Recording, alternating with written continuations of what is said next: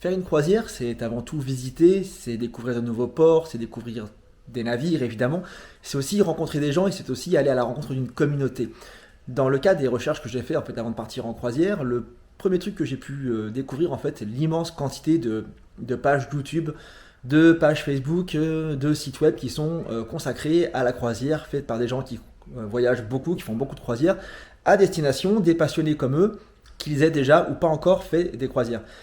La seconde chose qu'on fait évidemment quand on part en voyage, c'est aussi ramener des souvenirs, un minimum, ce sont des photos, ce sont des images qu'on a dans la tête, ce sont des moments qu'on a vécu. Et dans mon cas aussi, j'avoue, très matérialistement, ce mot n'existe pas, mais vous voyez l'idée, comme je suis un peu matérialiste, j'aime bien ramener des maquettes, des petits souvenirs en fait des endroits que je visite. Traditionnellement, ce que je fais quand je visite une ville notamment, c'est de ramener des petits cubes en verre avec des gravés à l'intérieur des monuments. Et sur le Seashore, quand j'y suis allé, j'avais donc l'intention de ramener une maquette du bateau et un petit cube en verre de cette façon-là. Il y en a un que j'ai trouvé, un qui n'y avait plus. Et dans cette vidéo, je vais vous montrer ce merchandising donc, qui vient directement du MSC Shop à bord du navire. Je vais aussi vous montrer en fait, qu'on peut vraiment faire des rencontres via Internet, via les croisières, avec des gens qui vont vous aider à avoir les choses en fait, que vous souhaitiez, vous n'avez pas pu trouver. Puisque rentré donc bredouille de la croisière, j'avais pas pu récupérer de cette maquette de bateau. Et par le truchement des différents sites Facebook enfin pages Facebook que je fréquente, j'ai rencontré Madame Forel, Madame Pascale Forel, qui allait en croisière sur le Seashore quelques temps après nous, et à qui j'ai demandé si elle avait la possibilité en fait de trouver cette maquette, éventuellement de me l'acheter, hein, que je lui avançais l'argent évidemment. Et elle a eu la gentillesse, alors qu'on ne se connaissait pas du tout, de bien vouloir prendre le temps au sein de sa croisière de me ramener cette maquette que je viens de recevoir ce matin. Donc ce que je vous propose en fait c'est de voir ensemble ce merchandising, de découvrir ensemble ces deux souvenirs du paquebot et tout ça avec un très très grand merci donc à Pascal Forel qui m'a ramené enfin qui m'a fait vraiment le plaisir, qui a pris le temps alors qu'elle ne me connaissait pas de ramener ce souvenir pour moi. Allez c'est parti, on va découvrir ça tout de suite ensemble. Alors voici le packaging, hein, donc à gauche ici vous avez le cube de verre et à droite la maquette que j'ai pas encore ouverte, donc je vais vraiment découvrir en même temps que vous. Et le petit mot que Pascal m'a gentiment envoyé que je vais quand même mettre un tout petit peu en avant. Le plus beau des voyages, c'est celui qu'on n'a pas encore fait, et en plus c'est sur un petit papier qui est signé MSC Yacht Club, donc Pascal a dû faire une croisière vraiment dans la catégorie hyper hype à laquelle moi j'ai pas eu accès. Donc je pense qu'elle a dû passer un très très bon moment à bord du Seashore. Encore une fois, merci à elle. Donc on va commencer par donc le cube, enfin le rectangle plutôt de verre. Donc vous voyez le packaging en fait est très sympa, c'est un très très beau, très bel emballage, très élégant avec donc MSC Seashore qui est marqué en brillant dessus. Et à l'intérieur dans un écrin également qui est très renforcé, vous allez trouver cette très jolie pièce voilà, qui est assez lourde donc faites attention. Voici, j'espère qu'on la voit bien. Donc dans laquelle vous avez la silhouette du paquebot en fait qui est imprimé. Donc moi c'est le genre de souvenir que j'aime bien, j'en ai quelques autres en fait de Londres, de Rome, Turin, Milan, Bruxelles, que je ramène, donc voilà, ça va compléter ma collection.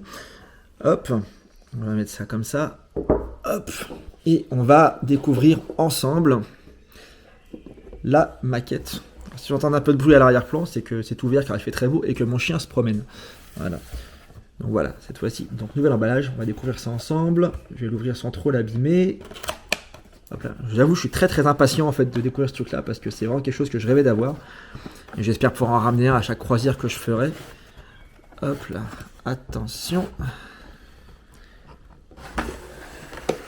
Il y a un petit suspense en plus. Donc hop, petit socle avec effet bois. On va mettre dans le bon sens. Hop là, attention. Tada tada tada. Waouh. Oh, c'est encore plus beau en vrai que ce que j'espérais. Voilà, donc la maquette métal du paquebot, donc qui est très très détaillée, qui est très jolie. Donc à ce priori, elles sont toutes à la même échelle les unes par rapport aux autres. Donc quand j'en aurai plusieurs, ça va faire une belle démo. Donc on retrouve vraiment, putain, c'est lourd en plus. Hop là, tac. On retrouve vraiment la silhouette du navire. Tous les différents éléments sont bien représentés. C'est très très fidèle. Alors c'est en métal, hein, donc c'est stylisé. Il n'y a pas les couleurs réelles du paquebot qui est plutôt blanc dans son ensemble. Mais vous voyez, on voit très très bien ici. Comment s'appellent les différents éléments. Ici l'Infinity Bridge, hein, l'Infinity Pool, le Skybar, ici la piscine, le terrain de sport, la zone des jeux pour enfants. Donc ici en dessous, on a ici voilà la piscine couverte. Ça doit être la piscine du Yacht Club à l'avant à laquelle on n'avait pas l'accès. Hein, vous retrouvez bien, j'avais dit quoi ça, c'est le Bridge of Sight ici, non c'est l'inverse, je dis des conneries. Je suis perdu, la Bridge of Sight qui était là et l'Infinity Bridge voilà, qui était ici. Les différents canaux de sauvetage, les points d'entrée du navire, enfin tout est sur place. Voilà, donc c'est vraiment une superbe pièce. Voilà, donc il y a MSC Seashore qui est bien gravé aux bons endroits dessus. Franchement, c'est très très très beau et ça va être très très chouette sur mon étagère. Voilà, je vous laisse encore le contempler quelques instants. C'est vraiment une superbe pièce, quoi. Je suis très très très heureux de l'avoir. Encore un très très grand merci à Pascal pour cet envoi qui était très soigné en plus et son gentil petit mot. J'espère qu'on aura l'occasion de se croiser un jour en croisière et que je pourrai la remercier en vrai. Voilà.